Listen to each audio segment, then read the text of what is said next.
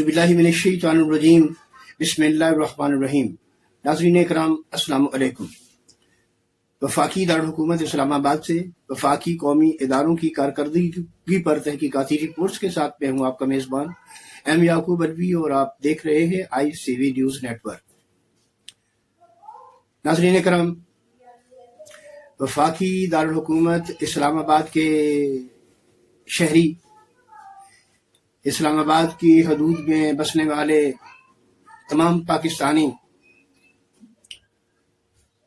इस्लामाबाद के सबसे बड़े इदारे कैपिटल डेवलपमेंट अथॉरिटी की कारकर्दगी से अच्छी तरह वाकिफ है। नाज़रीन करम, होना तो ये चाहिए था कि वफाकी दारुल हुकूमत इस्लामाबाद एक मॉडल की हैसियत से पाकिस्तान के शहरियों को महसूस करता, पाकिस्तान के शहरी इस्लामाबाद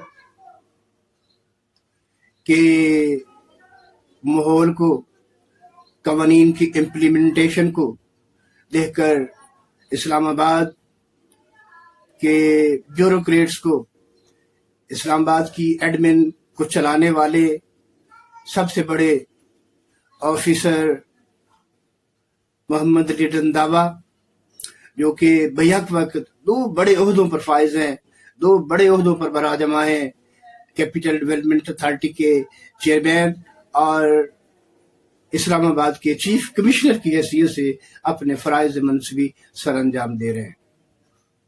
ये बड़ी खुश आइंद बात है कि एक तरफ तरक्याती कामों का सिलसिला भी जारी है, इस्लामाबाद के अंदर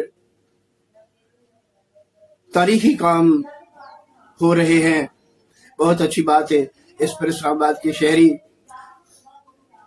मोहम्मद अली रंधावा साहब को खराज तहसीन पेश करते हैं। मगर मोहम्मद अली रंधावा साहब, आपके महकमे के चार बड़े सेक्शन जो अवामी खिदमत पर मामूर हैं, इनके अंदर सबसे पहले हम एनक्रोचमेंट का नाम लेंगे। दूसरे नंबर पर सैनिटेशन है, तीसरे नंबर पर एनवायरनमेंट है और चौथे नंबर पर BCS है, बिल्डिंग कंट्रोल सेल। चेयरमैन साहब, इन तमाम इदारों के DGs, directors, deputy directors, assistant directors और मेंबरान समेत एक मीटिंग की जरूरत है, जहां पर इनकी कारकर्दगी को मौजू बनाकर तमाम मामलात अवाम के सामने रखने की जरूरत है। चेयरमैन साहब, आपको पता नहीं है, आप फील्ड में नहीं जाते, आप सब अच्छे की रिपोर्ट सुनकर खुश हो जाते हैं और मजीद अच्छी रिपोर्ट की तवक्को करते हैं, मगर ऐसा कुछ भी नहीं है। चेयरमैन साहब, ऐसा कुछ भी नहीं है। BCS वालों ने इस्लामाबाद का नक्शा बिगाड़ के रख दिया है।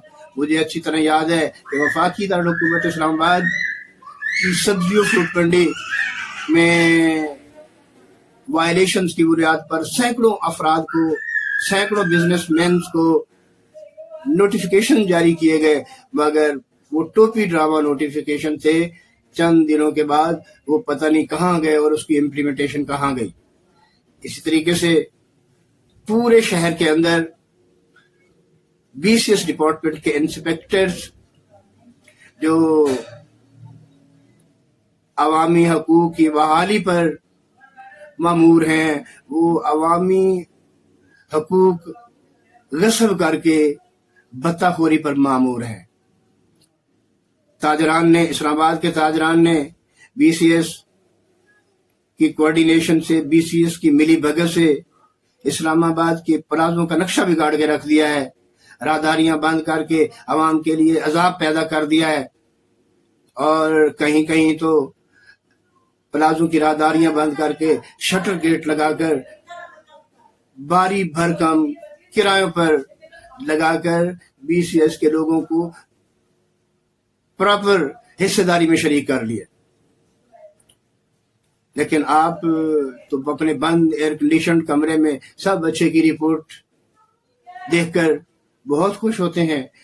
چیئرمین صاحب ایسا کچھ بھی نہیں ہے. اس کے بعد ہم اگر انکروچمنٹ کی طرف آئیں تو انکروچمنٹ کے اہلکاران انسپیکٹرز اپنی موجودگی میں انکروچمنٹ کرواتے ہیں، اپنی موجودگی میں انکروچمنٹ کرواتے ہیں، اور ٹوپی ڈرامہ آپریشن کے دوران آنکھیں بند کر کے، دانستہ آنکھیں بند کر کے ایک نبینے کا کردار ادا کرتے ہیں. اور یہ کردار مافیاز کی اشیرباد کے لیے ہوتا ہے. آپریشن کے ٹھیک 2 گھنٹے بعد یہ مافیا، یہ انکروچمنٹ مافیا پوری شدت کے ساتھ، اس سے بھی زیادہ شدت کے ساتھ اپنے تجاوزات کھڑے کر دیتا ہے، جس سے عوام کے لیے عذاب پیدا ہوتا ہے. چیئرمین صاحب اس وقت DME کی ڈائریکٹرز محترمہ انم فاطمہ بہت اچھا کام کر رہی ہے، اس میں کوئی شک نہیں. لیکن یہ بدعنوان عملہ جو اس کی سبارڈینیشن میں کام کرتا ہے، وہ ان کی آنکھوں میں بھی مٹی ڈالنے کی کوشش کر رہا ہے. چیئرمین صاحب آپ بڑے ایڈمنسٹریٹر ہیں، سب سے بڑی سیٹ پر، بس سب سے بڑی سیٹوں پر براجمع ہیں. آپ سے میری گزارش ہے کہ کبھی آپ اپنی ٹیم کے ساتھ، اپنے ڈائریکٹرز کے ساتھ، اپنے 2-4 بندوں کے ساتھ اسلام آباد کے شہریوں کے حقوق کی بحالی کی خاطر مارکیٹوں کا چکر بھی لگا لیا کریں. اس سے آپ پر یہ تمام راز آشکار ہو جائیں گے. یہ BCS کی، یہ انکروچمنٹ کی کارکردگی کھل کر آپ کے سامنے آ جائے گی. میرے پاس 1 نہیں، 2 نہیں، درجنوں نہیں، سینکڑوں مثالیں موجود ہیں. اگر آپ چاہیں تو کسی وقت بھی اس خاکسار کو اپنے آفس میں بلا کر ساری تفصیل حاصل کر سکتے ہیں، اور پھر اس کے اوپر انکوائری بھی کال کر سکتے ہیں کہ آپ کے یہ ڈائریکٹرز، آپ کے یہ انسپیکٹرز، آپ کے یہ اسسٹنٹ ڈائریکٹرز کیا کر رہے ہیں. میں بتاتا ہوں کیا کر رہے ہیں. چیئرمین صاحب یہ شاہی مرغن کھانے، مہمانوں کی خاطر تواضع اور نقد کیش ان کی شاید مجبوری بن چکا ہے، اور اس مجبوری کے تحت یہ ایک خاموش تماشائی کا کردار ادا کر رہے ہیں. ایسا نہیں ہونا چاہیے. عوامی حقوق کدھر ہیں؟ عوامی حقوق کون بحال کرے گا؟ اور وفاقی دارالحکومت اسلام آباد میں اگر شہریوں کے حقوق بحال نہیں ہوتے تو پاکستان کے تمام بسنے والے کہاں سے، کیسے اپنے حقوق حاصل کریں گے؟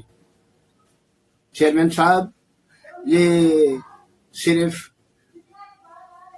CDA کیپٹل ڈیولپمنٹ اتھارٹی کے تمام شعبوں پر صرف سوالیہ نشانات نہیں ہیں، بلکہ یہ لمحات فکریہ ہیں.